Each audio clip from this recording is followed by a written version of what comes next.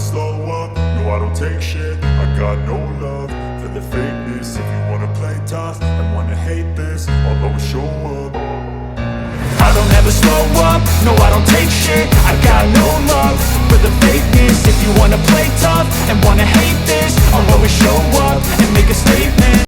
Hey team, I hope you're all doing well. Hope your training has been going well this week. Today's topic, I wanted to go over the Maffetone running method. And the Maffetone method was developed by Dr. Phil Maffetone.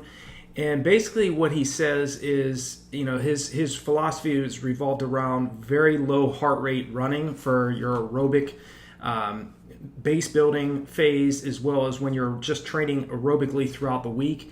And there is definitely positives to running slow. Definitely you can handle higher mileage when you're running at slower paces. But in regards to his Maffetone's 180 formula, he basically says you subtract your age from 180 and you run your aerobic runs at subtracting your age from 180. So for me, at 47 years old, my Maffetone formula would be 133 beats per minute. And it's also, he also says that if, like, say you're injured or you have any form of like cardiac rehabilitation going on, you should subtract 10 beats per minute lower from that number that you got. So if it was me, 133, it would be 123. If you're overweight or you're injured or you have a lot of different illnesses, maybe like asthma or allergies, things like that, or you're a beginner and you're just getting back into training, you would subtract 5.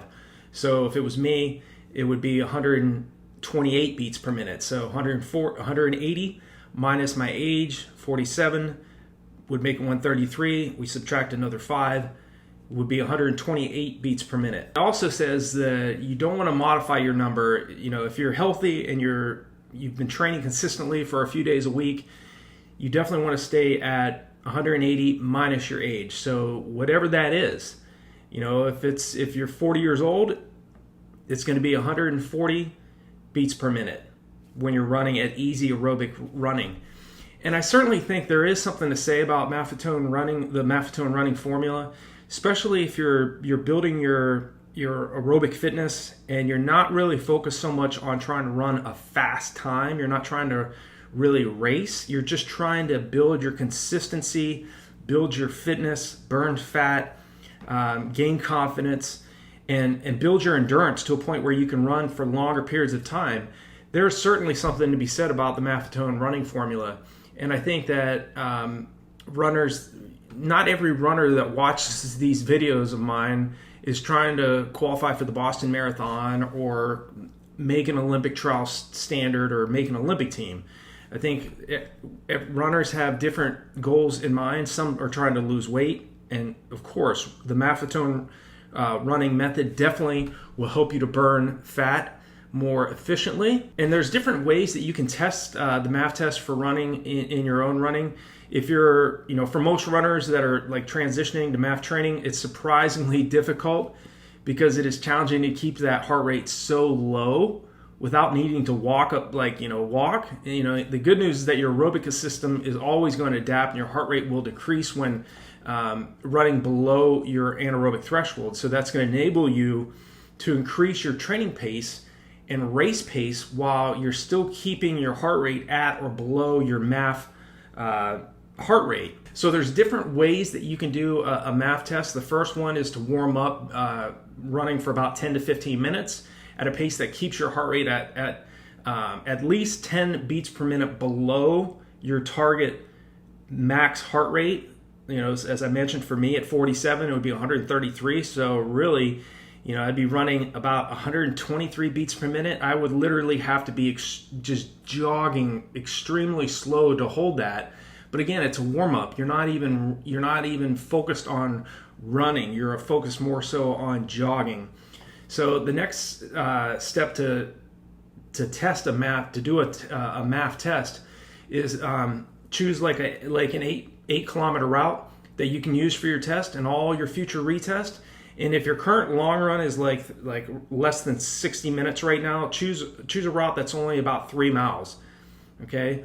The next step you want to do is you want to set out on your course running as close as possible to your target maximum heart rate for the entire distance. So again, for me, it would be 133 beats per minute. And you also got to remember too, more than likely your pace is going to slow down at the end of one of these math tests, because your heart rate will naturally trend upward, okay, due to cardiac drift, okay, especially in humid and hot weather like we're dealing with right now.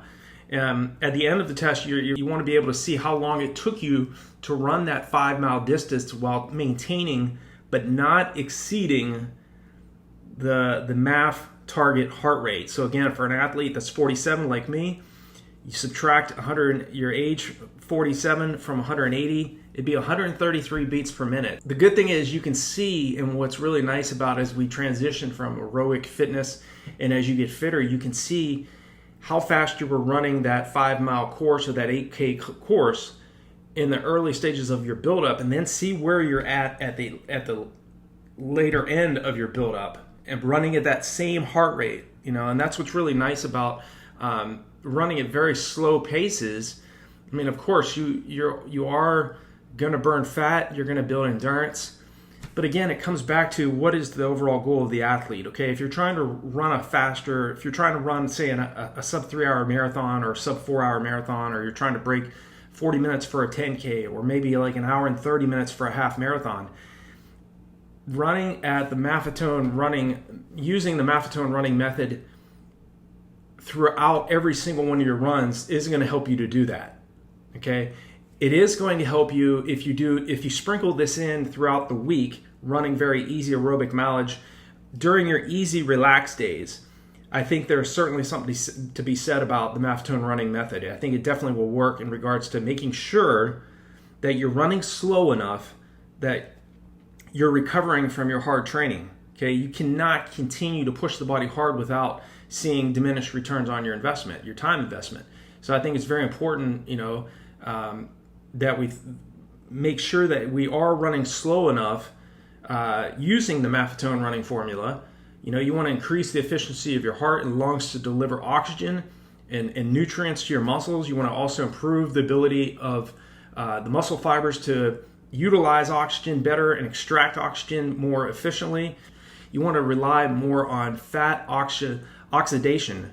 Okay, rely on your fat storage, which we have far more of than carbohydrates. You want to be able to, teach the body to call on what it has much more of, which is fat storage, and conserve what we have much less of, which is carbohydrates, for the later stages of your buildup. Maffetone method work. As I mentioned, I think it definitely has its place. It's a very effective training approach for most runners, especially for runners that are either just getting over an injury, have been overtrained, or you're simply not making progress. The Maffetone method, running method, definitely will help you to ensure that you're not overtraining.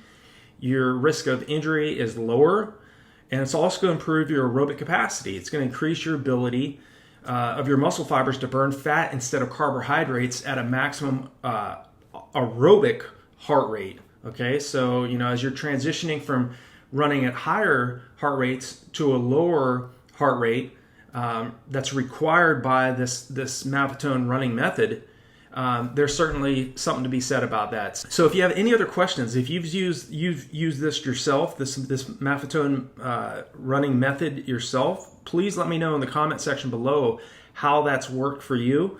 I certainly know when I'm running aerobically on easy days, I'm taking it easy.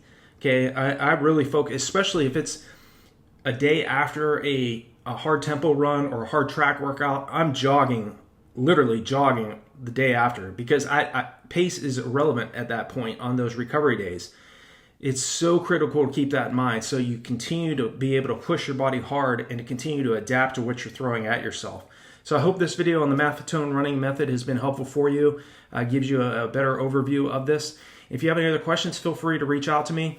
Please leave a comment below, like and share these videos. If you're seeking to take your training and racing to the next level, then definitely check out the resources below any of my videos, as well as on RunDreamAchieve.com. And I'll talk to you all in the next video.